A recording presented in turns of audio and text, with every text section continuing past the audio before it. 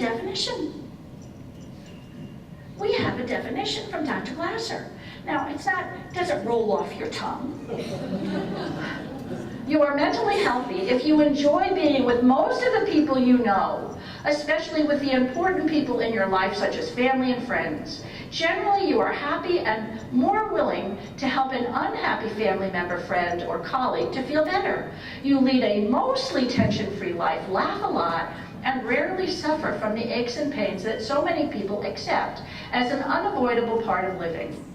You enjoy life and have no trouble accepting that other people are different from you. The last thing that comes to your mind is to criticize or try to change anyone.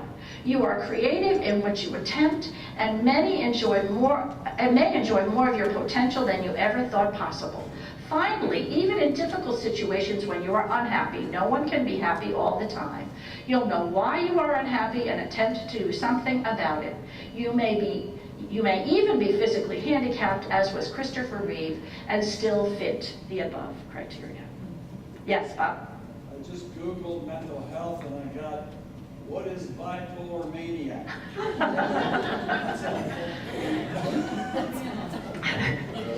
Really, exactly. I respect you. So I'll sit down now. And I mean, yeah, again, and you can do it that quickly, but you can actually work a little bit harder, not much, to see if you can find it. You will not find it. Wikipedia does have something from positive psychology, and I mean, it may sound like I'm trying to put them down. I'm not. I just want to put us up. I just want to put us forward. I just want to say, look, the shorthand version of that, which we all know. We learned it in the very first day of our basic training, wherever you are in understanding this stuff. We know that we are born driven with the urge to meet our need for safety, love, power, fun, and freedom. And every day we are attempting to meet our need for safety, love, power, fun, and freedom. And when we're having difficulty meeting one or many of those needs, we don't feel as good or happy. So my quick definition of mental health is the ability to meet our need for safety, love, power, fun, and freedom responsibly and respectfully. Now, in that, I don't want to discount what Bill has been talking about a lot in the last portions of his life. And for many of you, that's the parts you know, is about important and significant relationships in our lives. That we need to have people who care about us, who think about us, who miss us when we're gone, and that we think about, we love, we care about, and miss them when they're gone. And we need to have, that doesn't mean, and I mean, raise your hand if this is true. We love them, but we still want to control them. Because as human beings, we're born with that urge. But what we know is, in our attempt to control them, we're only trying to do that to meet our own needs. How else can I meet my need besides controlling the other? So I don't destroy the relationship along the way. But I say, let's start here. Because remember, in your very first day of your basic intensive training, when you heard about these basic needs, I mean, it was really exciting. It's like, I get it. That makes sense to me. I can grab a hold of it. So, I have some pictures. The first is the need for safety and security. Now, I happen to be what's the right word? I emphasize, oh, that's a polite way of saying it. Not survival, folks. Safety and security. Survival is the biology. We all need water, we all need shelter, we all need food, we all have, sorry if this inspires you, the urge to eliminate. We all have the urge to behave sexually. That's the biology of it. But the psychology of it is we all have the urge to feel safe, to feel secure. And I work a lot with parents and children, and that's essential. If children don't feel safe and don't feel secure, no learning occurs. And P.S., it's not just children. And it's part of, not the only, but part of the reason that Columbine was so upsetting, 9/11 was so upsetting, Newtown was so upsetting, because suddenly we don't feel as safe, we don't feel as secure. We drop our child off at school and we hope it's a safe day. Now, a lot of parents don't have that in the front of their mind a lot, otherwise they wouldn't drop their children off at school. But I think it's more than survival. That's the biology, it's the psychology of feeling safe and secure. And so the picture is a child feeling safe in her father's or his father's arms. We have an urge for love and belonging, for connectedness, for being part of, and certainly family is that, or it could be the family of the William Glasser Institute, or it could be the family of your colleagues at work. But we have this urge to feel connected. We also have an urge to have power. Power over, not so much, if we can aim for power with and power within. And if you've ever seen a child who has finally learned to stand up by herself and take her first step and not fall, there's a huge sense of, look at me, look what I can do. I feel pretty good about me. That's all about power within. But for some of us, when we finally figure out how to do our PowerPoint presentation, we say, look at me, I feel pretty good. We have the urge for fun. Now, not everybody would say skydiving is the thing you do for fun, although we did just learn last night from Steve that you can do skydiving in a box without ever stepping out of a plane, and the biggest drop you'll have is about 1.5 feet onto a trampoline. If you want to learn more, go talk to Steve Tracy. But my niece, Carolyn, who's on the bottom, had a picture in her head since the time she was a very little girl that she wanted to jump out of an airplane and go skydiving. When she did a semester in Australia, she swam with the sharks, and she also went skydiving. The sharks, there may be a picture of, I never saw, but this is. So anyway, for Carolyn, that was fun. Not for me, thank you very much. But we all have the urge for fun. And again, P.S., for many of us, if nothing else that Glasser ever said, this was enough to keep us connected with this organization, that he recognized it. Oops, sorry. And we also had the urge for choices, for freedom, for which path that we're going to take. So that, just like we have pictures of what we can do to get into good physical health, I believe we can share that information about what we can do to get into good mental and emotional health. That leads to greater happiness. And again, you know, this isn't news. All right, so let me give you a little bit of an analogy. Dr. Ken Larson, who many of you know, who's in the back doing the video, is a dentist. And when Ken started out in dentistry, it was a little bit ago, and the very first thing that they taught was how to make false teeth. You had to learn how to make false teeth. Why? Because the expectation was nobody would reach an age later in life where they would still have their teeth. All of us were going to lose our teeth. Kind of horrifying to me. And in fact, Ken tells of the quote, standing joke that wasn't too funny. If you took all the dentists that we had in the country and you started doing what dentists did, which was filling up the holes of the cavity, and you started in Maine, you would only get as far as Pennsylvania before you'd have to go all the way back to Maine and start refilling the holes that they made. You'd never get to Colorado or California. Because dentistry was understood as repairing the damage. That was the idea. But then someone, and Ken has told me more than once or twice who the someone is, I never remember their name, said, we need to do something else here, gang. We need to keep the cavities from happening. And so it began the great campaign that for some of us, that's all we knew growing up, which is, we know what we need to do. We need to see our dental hygienist at least twice a year to get our teeth cleaned, to get the plaque and all the icky stuff off our teeth that will keep them from rotting away. That we will brush our teeth at least twice a day. That we will floss. I remember clearly. Only floss the teeth you want to keep. That was kind of a clear message. And so now, I mean, that shift occurred, and it occurred successfully. It occurred so successfully that in this country, at least, we now have lots of advertising about making sure your teeth are white and bright. Not that you're keeping them, not that they're your own, and not that they're no longer holy, but they better be white and bright enough, because if you have not so white, bright teeth, we know you're old. But that was a dramatic shift in understanding disease, absence of disease, and now what do we do to move towards health, true health? So I suggest to you We need mental health professionals to teach everyone. That's straight out of the book. But first, we need to define what is good mental and emotional health. Now again, I had the privilege of working for an organization called PESI, Professional Education Seminars Incorporated. I know about what we did as well. And I had the opportunity to be in front of a lot of professionals around this country. And I was teaching something about children's behavior and managing children's behavior. But before the day was over, I would always say to people, so how do you define mental health? Now these were mental health professionals, they were counselors, they were psychologists, they were, I did have at least a couple of psychiatrists. How do you define mental health? It was less than the answer that Bob got on Google. I mean, nothing.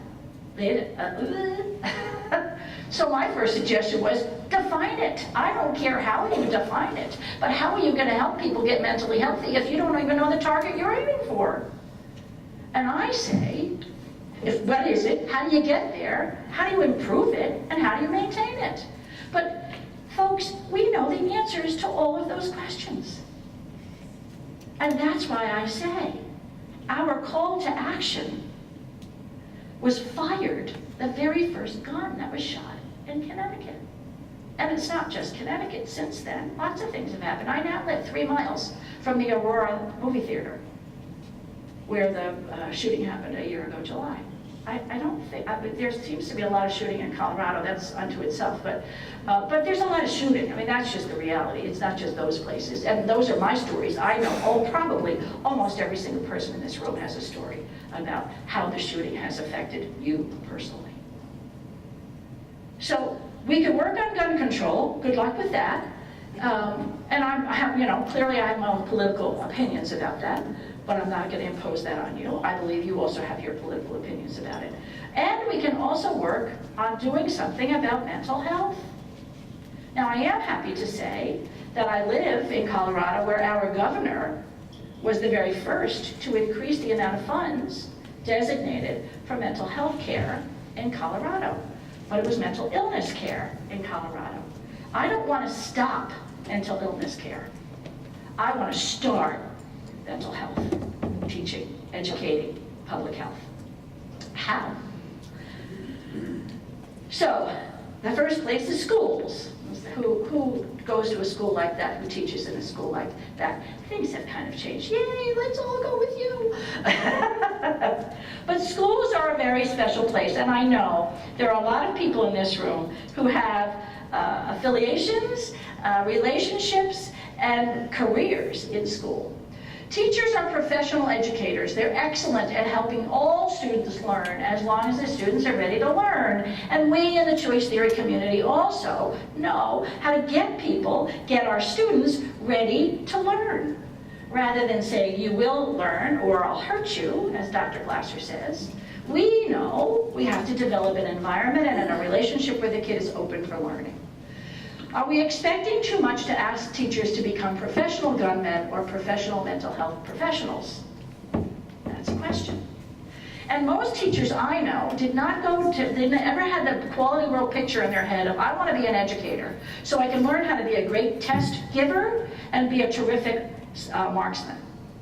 I don't know anybody who went to school with that picture in his or her head. And yet that may be the expectation that we have on our teachers in this country. And I do not want to discount what happens in schools across this country every single day. However, what I do want to say is they shouldn't be at it alone. Now this is my idea, and it's not, it's an idea, it's one idea, it's not the only. And I don't want it to be the only. But I believe in every school across the United States, and I've been to many, not all, you walk into any building and talk to any person in the building and they can identify the troubled children. They know it. Kindergartners don't, unless the kid is in their class.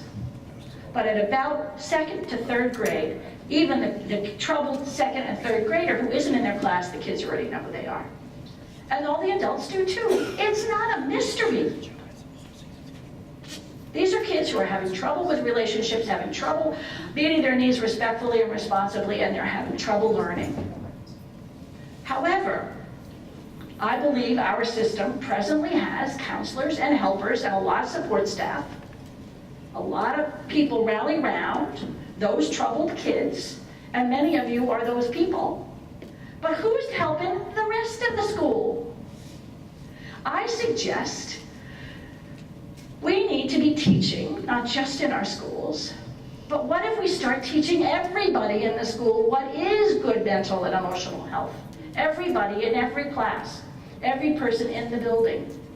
And we become a learning community who creates an environment where people are able to meet their need for safety, love, power, fun, freedom, respectfully and responsibly. So I know you're the kid who makes no friends, and my friends are going to say, come with us, Kathy. We might think you're not necessarily the funnest kid, but we know you need to have a sense of belonging, so we're going to work with you, say the classmates, as well as the teacher, as well as the support staff.